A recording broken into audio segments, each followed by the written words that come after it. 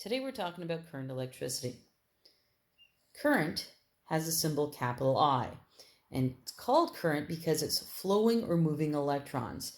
So it's called current because it moves or flows.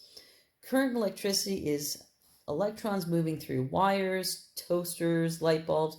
We call anything that uses electrical current a load. So your computer is considered a load. The light in your room is considered a load. Current is measured in something called amperes or amps, and the symbol for that is capital A. An ammeter is used to measure current and is connected in series.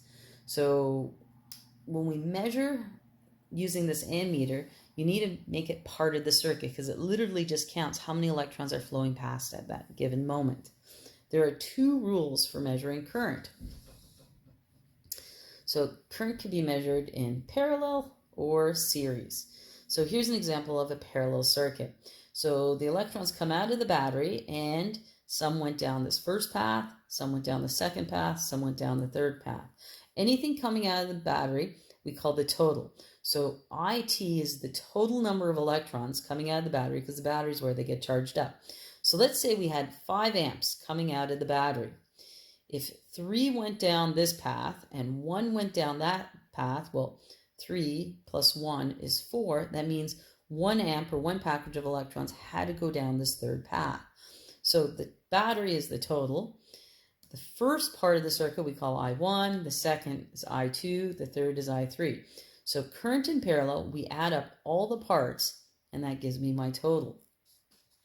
When we look at current in series, well, there's only one path to follow. All the electrons have to go through the first part, the second part, the third part. So the electrons coming out of the battery, let's say there was 10 of them.